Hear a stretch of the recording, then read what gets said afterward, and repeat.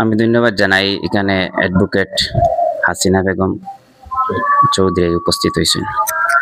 দেখো এইটা যে ঘটনা যেটা এটা আমার হওয়ার বর্তমানে প্রয়োজন মনে করি না। আমি প্রত্যেক বিশেষ করে প্রত্যেক মানুষেরই ব্যাপারে জানা আছে। আমার একটা কথা আমি সমাজে এই কথা মানে মেসেজ দিতে চাই যে এখানে যে মানুষ যারাও অ্যাক্সিডেন্ট হয়েছে, আমি যে দেখছি মানুষ এখানে আমি কোনো ধর্ম দেখছি না, হিন্দু হোক মুসলিম হোক যে কোনো ধর্মর হোক, আমি কোনো ধর্ম দেখছি না, আমি দেখছি এরা মানুষ। এর লাগে আমরা কর্তব্য হইল গিয়া এই ভারতবর্ষ আমরা প্রত্যেক ধর্মাবলম্বী মানুষ বাস করি, আমরা সংবিধানও আছে বা আমাদের ভারতবর্ষর এই সংবিধানও প্রত্যেক ধর্মাবলম্বী মানুষের অধিকার সমান। যার কারণে আমি মানুষ হিসাবে আমার কর্তব্য, যার কারণে আমি আমার কর্তব্যরে আমি পালন করছি। মাইকও আমি অ্যালাউন্স করিয়া দিছি, বিশেষ করে আশেপাশের মানুষ আইছে তাড়াতাড়ি বা এরারে নিরাপদ স্থানে উদ্ধার করা হয়েছে। তো আমি আমার পক্ষ থেকে আমি মেসেজ দিই যে আমি হিন্দু মুসলিম এটা আমার কোনো ম্যাটার নাই, আমি এটা কোনো বালাও চাই না। বিশেষ করে সোশ্যাল মিডিয়াত যারা এটা হিন্দু মুসলিম হয়ে প্রচার করে, আমি এটার বিরুদ্ধে, আমি এটার পক্ষে কোনো বালাও নাই, আর আমি এটার পক্ষে আমি থাকতেও চাই না। তার কারণে আমার এই মানবতা, আমার অধিকার যেটা আমি আমার পালন করছি, আমার মানবতা আমি পালন করছি। এই এলাকার হামসায়ার মানুষের যে অধিকার, যে মানবতা আছে ওটা পালন করছে, ওটাও আমার। আমি ব্যাপারে কইতে চাই যে যারা আমার ফটো দিয়া স্ক্রিনার দিয়া সোশ্যাল মিডিয়াত প্রচার করে, আমি সাইবার ক্রিমিনালও আমি এটা রেজিস্টার করবো, আমি এটা আবদার করবো। যারা এরকম আমার ফটো দিয়া বা স্ক্যানার দিয়া সোশ্যাল মিডিয়াত প্রচার করে, এখন আমি এটা আমার পক্ষ থেকে আমি জানাই আর বিশেষ করিয়া যে আপনারা যারাও আমার ফটো দিয়া স্ক্যানার দিয়া পাইবা, এটা আমি না, এটা ফেক।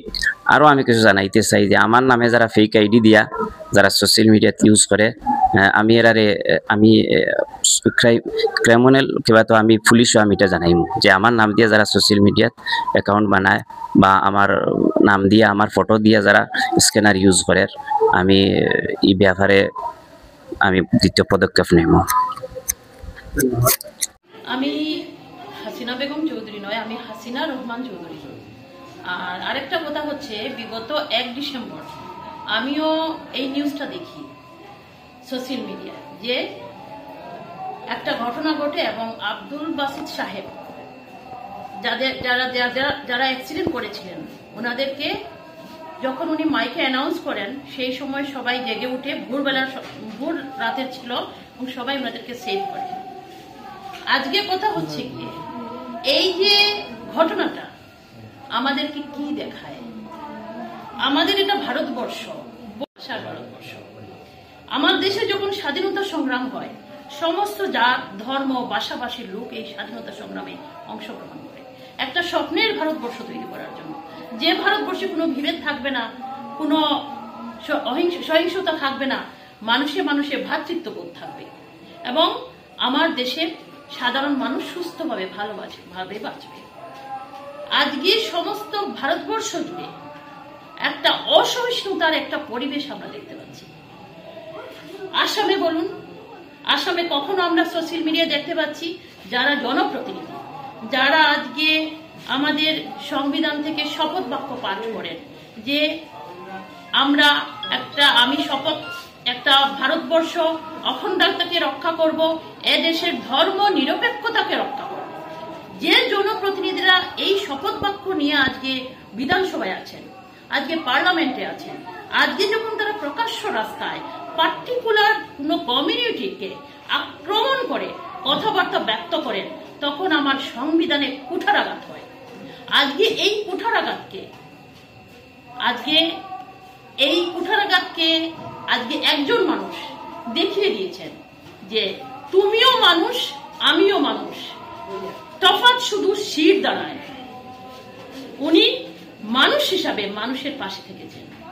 আজকে আমাদের ভারতবর্ষের যে বৈচিত্র্যের মধ্যে ঐক্য, সেই বৈচিত্র্যের মধ্যে ঐক্যটাকে উনি একটা জ্বলন্ত প্রমাণ রেখেছেন। আমি আশা করি আমার দেশের সবাই আমার এই দেশটাকে সুন্দরভাবে সাজিয়ে তুলবেন আগামীতে, এবং আমার দেশের যে অসহিষ্ণু বাতাবরণ চলছে আজকে, এটাকে সৌভ্রাতৃত্ববোধে জাগিয়ে তুলবেন।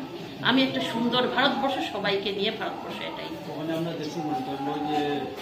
আব্দুল বাসিত ইমাম সাহেবের যে স্ক্রিনার লাগে মানে ফটো দিই এই মন্তব্য আপনি কি বলবেন? সমাজে কিছু মানুষ থাকে, যখন কোনো ভালো মানুষ ভালো কোনো কাজ করে, সেই ভালো মানুষের পিছনে কিছু মানুষ থাকে তাকে আঘাত করার জন্য, যাতে ভালো মানুষ যে কাজ করেছে সে কাজ থেকে যাতে আর 10 জন মানুষ শিক্ষা না নেয়।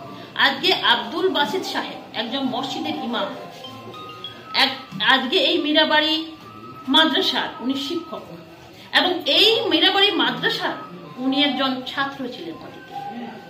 আজকে যখন কিছু মানুষ বিপদে পড়েছিল, উনি কিন্তু জাতপাত ধর্ম দেখেন, উনাকে দেখে আর 10 জন মানুষ যাতে উদ্বুদ্ধ হয়, কোনো মানুষ বিপদে পড়লে যাকে তাকে বাঁচাতে পারে, সেই যে একটা উদাহরণ, সেটাকে নষ্ট করার জন্য আজকে বিভিন্ন সোশ্যাল মাধ্যমে ওনার নামে ফেক অ্যাকাউন্ট বানিয়ে, ফেক আইডি দিয়ে, স্ক্যানার দিয়ে ওনাকে অসম্মান করার চেষ্টা করছে, যাতে ভবিষ্যতে কোনো মানুষের পাশে দাঁড়াতে গেলে 3 বার ভাবে।